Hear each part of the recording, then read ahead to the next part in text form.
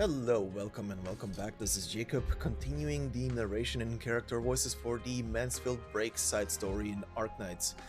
And today we are going over the story for stage MB-5, also titled Risky Business. So let's begin with the before operation story.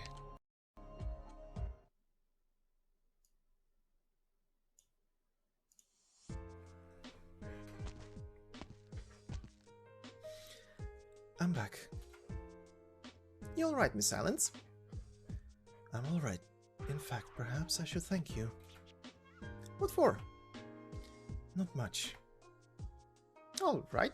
Well, then, shall we continue? Where did you leave off? Anthony offering Robin the olive branch. I was just talking with Miss Mayer about how excellent his methods are. I feel you may simply be overthinking it.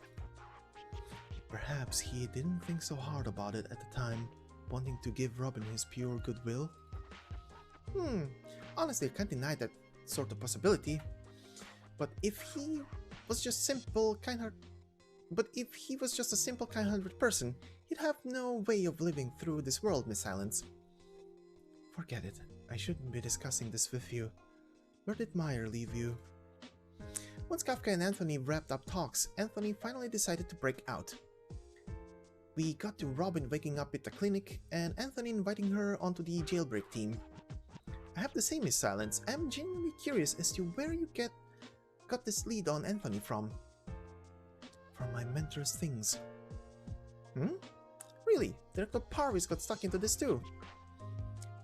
No, it's been an age since I had any direct contact with him. Moreover, I'm afraid he may not even know about this. Ever since I left Rhine Lab, I've sorted through a great deal of intel I'd never once cared about before. And with that, I caught on to the Simon's tale. Oh? This family's destruction was very rapid. Moreover, the data was camouflaged very well, so to many people's eyes, it seemed as though there was no change in the figures at all. But camouflage always tends to leave a trace. A statistical form here, a stray datum there. As long as you compare in detail, you'll find the problem that arises within. I was only giving those figures a try at first, just to see, and never expected I'd come across anything like this. You only realized by chance? No, I guess it would be inevitable. But why the sudden interest in sorting out all that data? Because my trust in Rhine Lab and my mentor has started to wane. The diabolical crisis? No, not just that. The diabolical crisis precipitated Saria's departure. What happened after that? I presume you understand even better than I do, Director Mulesys. I see now. Maui, I was just asking without thinking. Should you really have come out with all of this? Isn't it what you've wanted to hear? I'm not good at covering things up, Director Mulesys. So once I thought it through, I decided to be candid with you. I may not be fond of my mentor at all, but he said something that stuck in my mind ever since. What makes the schemers sweat is open talk. Seems like I'm the villain here, huh? No. My time living at Rhode Island has taught me one thing, and it's that not everyone who goes against you should be considered an enemy. I believe that you're no villain, and neither is Saria. It is only that you and I and Saria have no way to reach a mutual understanding. Maybe, yeah. Director Mulesys, do you still want to hear more? Of course! We were just getting to the good part. But the story's pretty much nearing the end here, isn't it? I mean, at that point, Anthony's whole jailbreak crew was more or less in place, right? Anthony himself, Doma the Mortician, Kafka, temporarily work Mina. And then Robin and everyone pulls together to kick ass and pull a prison break, right? No. Things aren't that simple. Eh? No one said Robin joined Anthony's team.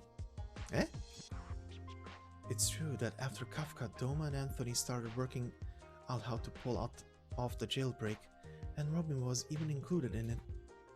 But things were not that simple. What happened? Do you still remember the helper you mentioned Hydebro sought out? I do. What about him? He found Robin.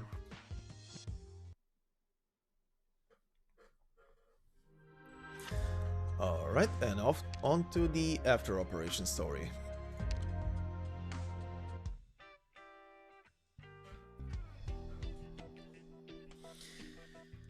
What am I even meant to do? Is something the matter, sir? Ah, Miss Robin, I've been wanting to meet you. I presume right now you're wavering over whether to continue your own hit, or if you help Anthony jump ship. Who are you? My name is Jesselton, Miss Robin. Don't you worry, I'm just like you. I'm one of the hitmen sent in here to take out Anthony. Ah, I so happen to hear Mr. Anthony inviting you to break out.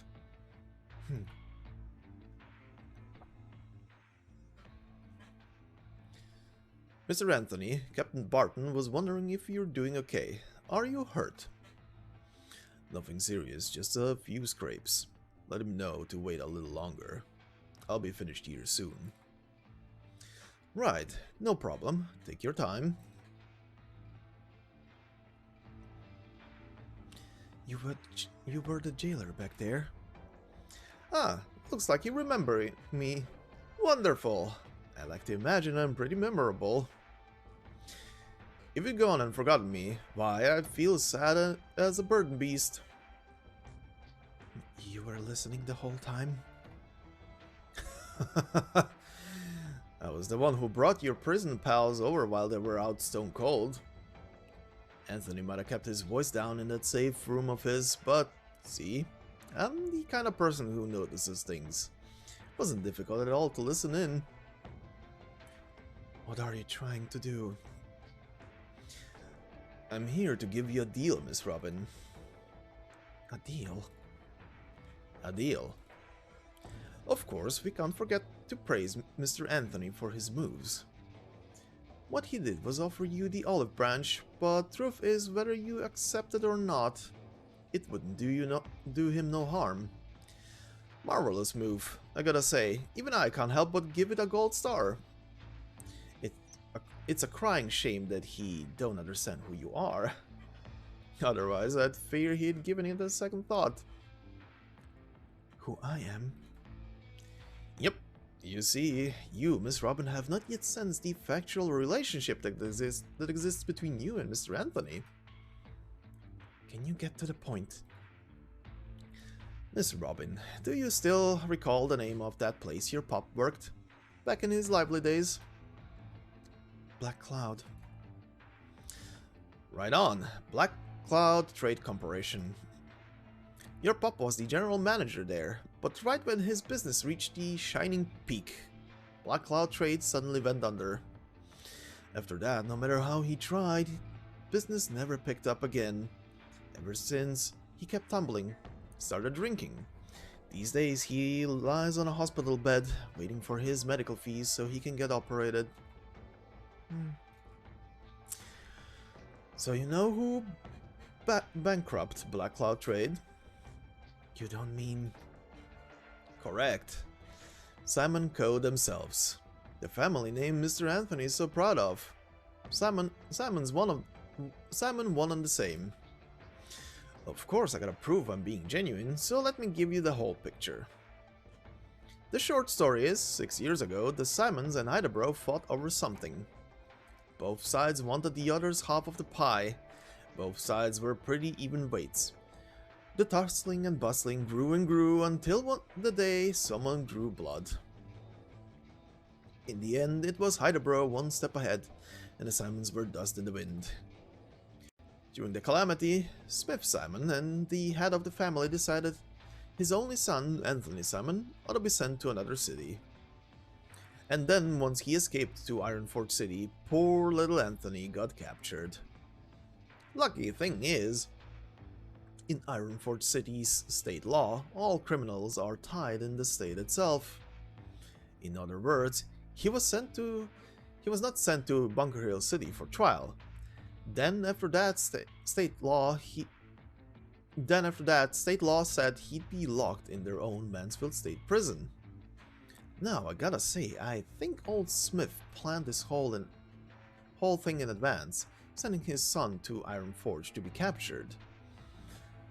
When all's said and done, Anthony's safe precisely because he's not in Bunker Hill City, where Hydebro ruled the land. Does this have anything to do with my pop? Of course it does. I just told you Simon were competitors of a kind with Hydebro.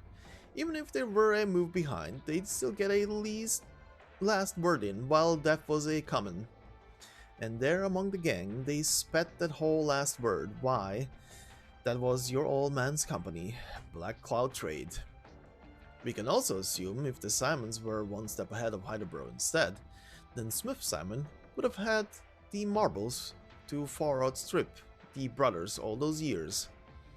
But just like the Simons went poof overnight, Black Cloud Trade took the Simons' death struggle square, and when the sun came up, they'd vanished. Your pop, of course, wanted to make a comeback, but would his rival give him the chance? Not in a million years. So Colombian business goes. Times it stinks more of blood than the battlefield. And because of that, your pop's never been up to his feet since. Now, so, I've gotta admit, it makes total sense why Mr. Anthony wants to get out of here and give Hydebro hell twice over. But you, Miss Robin? We can both assume for sure, if Hydebro never wiped out the Simons, then the Simons would have never taken down your pop's Black Cloud Trade with them. We can also assume, if the Simons were one step ahead of Hydebro instead, then Smith Simon would have had an ambition too far outstrip the brothers all those years. He might have even been more peaceful in dealing with Hydebro's various underling firms. But if don't live anywhere. Present reality is, the Simons have caused your old man's collapse. And the guy you're killing, Anthony Simon, is that family's last man standing, their sole survivor. I don't think it adds up like that. Sure. Of course, I'm not gonna tell you this is righteous, Miss Robin. This ain't no justice at all. If tragedies can be weighted, then I must say the debt Hydebro owes Mr. Anthony is far heavier than what Mr. Anthony owes you. But does that mean your revenge has to wait its sweet turn until his is done? Is your pain worth less than his? That ain't right. Pain's an equal mistress. Think about all those miserable years your old man's gone through. You've got enough reason to put the big guy to death, don't you? And we must consider something else too, Miss Robin. Something even more practical. The Simons are already ruined, even if Mr. Anthony can break his way out, even if he promises to sweeten your pop, even if at the very end he succeeds. What the hell is he able to give you? Can't he pay all those urgent medical fees for you? Can he get your pop to the most cutting-edge hospital out there for treatment? Maybe L. Smith passed his business brain down to his son, but in the short term, he can't do squat. But me, I can give you these things. You can think it over, Miss Robin. You can think it over, Miss Robin.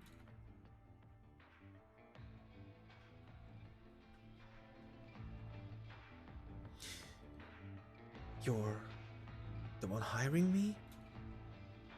I am, here in the flesh.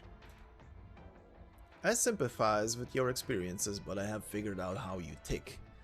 I know you aren't willing to take charity, and I don't like giving others charity either. So I've prepared for you a deal. Why would you tell me all that?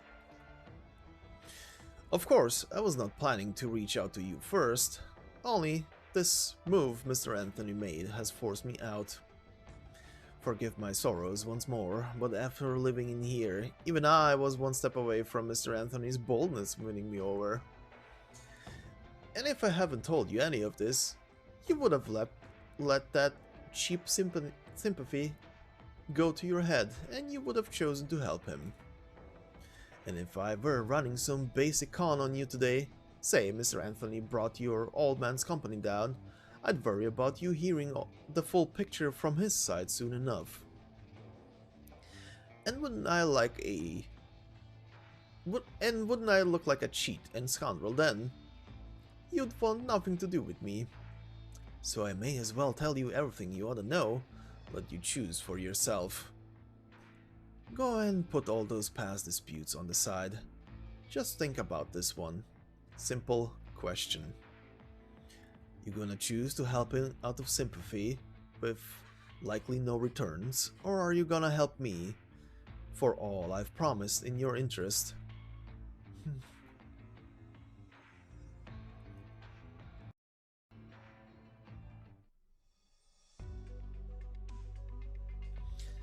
Miss Robin, have you decided? I'm in.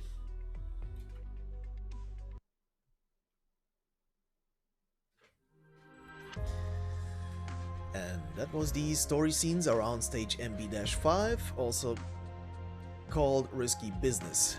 Thank you all for listening, and I'll see you in the next one. Bye bye.